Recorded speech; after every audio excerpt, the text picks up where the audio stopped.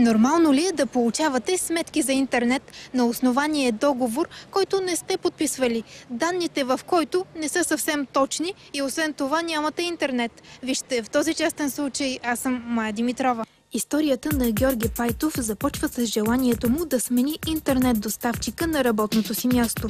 Обръща се към Viva.com, с които подписва договор. Няколко дни по-късно от фирмата му се обаждат, че по технически причини не могат да осъществят доставката. Заедно с подписването на договора бе взел рутер от фирмата.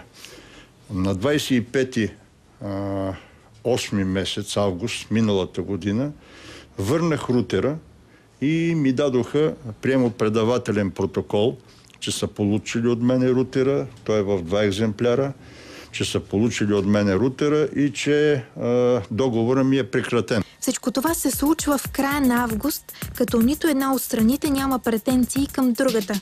В средата на декември обаче Георги получава сметка за интернет, доставен чрез домашния му телефон. Веднага отидох в фирмата, където бех сключил договора с всичките тези документи.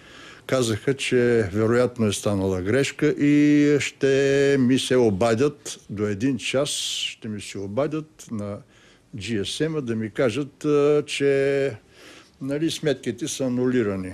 Нищо подобно обаче не се случва. Нито се обади някой, нито нищо. Аз естествено бях обезпокоен. На другия ден пак отидох, след няколко дена пак отидох. Допълнително се обадих във фирмата на Viva.com. Става дума на 123 телефон техния. Разговарях няколко пъти с техни оператори.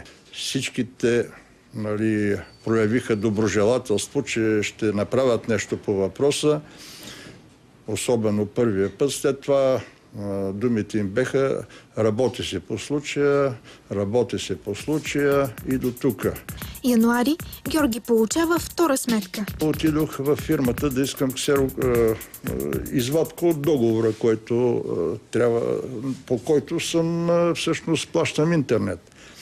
Дадоха ми договор, в който първо личната ми карта въобще не отговаряше на личната карта, която имам. Вероятно е стария номер на личната карта, понеже си смених личната карта на 25 септември.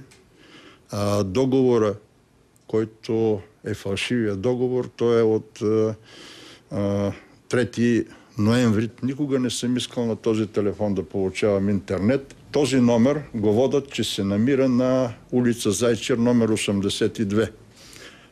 Разстоянието между номера на телефона и улица Зайчер 82 е едно 10 км. Номера на телефона е в Люлин. Междувременно Георги получава още 2 сметки и никакво обяснение какъв е този договор с невалиден номер на лична карта, сгрешен адрес на доставка и липса на подпис. Обаждат му се и от фирмата за събиране на задължения към Viva.com. Каза ми, че дължа на Viva.com неизплатени сметки за интернет. 70 не знам колко лева или 80 не знам колко лева, не съм ги смятал. И е хубаво да си ги издължа. Това е. Обърнахме се за коментар към Viva.com. Те отказаха да го